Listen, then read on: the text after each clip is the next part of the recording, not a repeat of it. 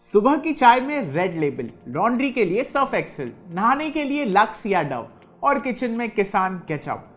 शायद आपने कभी नोटिस भी नहीं किया हो, लेकिन HUL के ब्रांड्स हमारी डेली लाइफ का हिस्सा बन चुके हैं।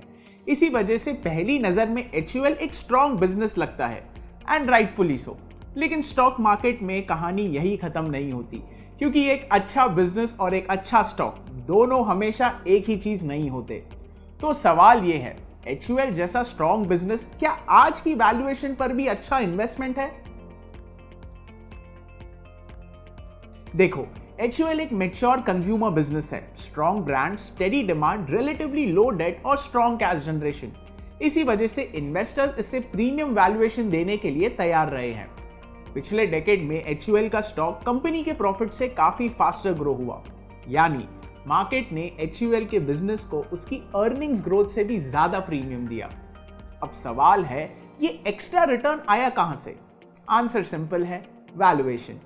HUL का PE मल्टीपल देखिए, 2010 में 24 टाइम्स, 2020 से 21 तक 70 टाइम्स और 2026 में वापस अराउंड 44 टाइम्स। PE का सिंपल मतलब है कंपनी के ₹1 प्रॉफिट के लिए इन्वेस्टर कितना पे करने को तैयार है। यानी HUL का वैल्यूएशन मल्टीपल एक पॉइंट पर ऑलमोस्ट 3 टाइम्स हो गया, जबकि बिजनेस की ग्रोथ उस स्पीड से नहीं बढ़ी। इन्वेस्टर्स की विलिंगनेस टू पे काफी बढ़ गई, इसीलिए HUL के स्टॉक का रिटर्न सिर्फ अर्निंग्स ग्रोथ से नहीं आया, PE एक्सपेंशंस ने भी रिटर्न्स को बूस्ट किया। लेकिन एक इंपॉर्टेंट डिस्टिंक्शन है, हाई PE हमेशा गलत नहीं होता।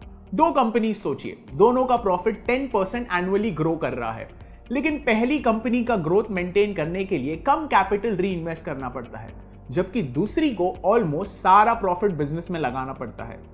ग्रोथ सेम है, लेकिन शेयर होल्डर के लिए वैल्यू अलग हो सकती है। HUL के strong brand, steady demand, efficient capital use और स्ट्रॉन्ग कैश जनरेशन की वजह से इन्वेस्टर्स इसे प्रीमियम वैल्यूएशन देने को तैयार हो सकते हैं। असली सवाल यह नहीं है कि प्रीमियम देना चाहिए था या नहीं, सवाल यह है कितना प्रीमियम। जब HUL अराउंड 70 टाइम्स PE पर ट्रेड कर रहा था, इन्वेस्टर्स सिर्फ स्ट्रॉन्ग बिजनेस के लिए पे नहीं कर रहे थे। मार्केट ये भी अज्यूम कर रहा था कि फ्यूचर में कोई इन्वेस्टर्स इसी अर्निंग्स के लिए उसे और ज्यादा प्राइस देने को तैयार होगा। लेकिन ये साइकिल हमेशा नहीं चलती। HUL का PE रफली 70 टाइम्स से गिरकर 45 टाइम्स के आसपास आया। बिजनेस और प्रॉफिट ग्रो करते रहे, फिर भी स्टॉक पर प्रेशर बना रहा।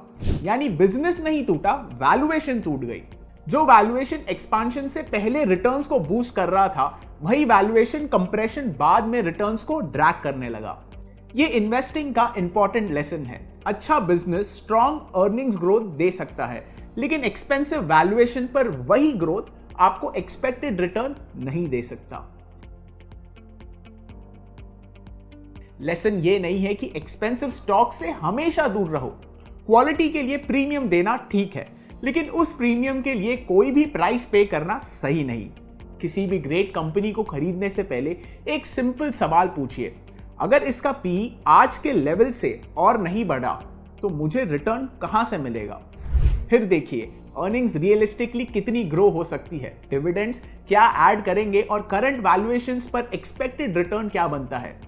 अगर स्टॉक सिर्फ इसीलिए अट्रैक्टिव लग रहा है क्योंकि आप एक्सपेक्ट कर रहे हैं कि फ्यूचर में कोई और इन्वेस्टर और ज्यादा प्राइस देगा, तो आप बिजनेस की ग्रोथ पर नहीं, री रेटिंग की होप पर बेट कर रहे हैं। तो अगली बार जब आप किसी स्टॉक को ग्रेट कंपनी कहकर खरीदने का सोचो, एक सवाल और पूछना, ग्रेट कंपनी है बट क्या ग्रेट प्राइस पर मिल रहा है? क्योंकि स्टॉक मार्केट में अच्छा बिजनेस पैसा बना सकता है, लेकिन आपका एक्चुअल रिटर्न इस बात पर डिपेंड करता है कि आपने उसके लिए कितना पे किया। ग्रेट बिजनेसेस और ग्रेट स्टॉक, ये दोनों हमेशा सेम चीज नहीं होते। ऐसी ही इंटरेस्टिंग इनसाइट्स के लिए हमें फॉलो करें। This is Prithvi Agarwal signing off. जय हिंद।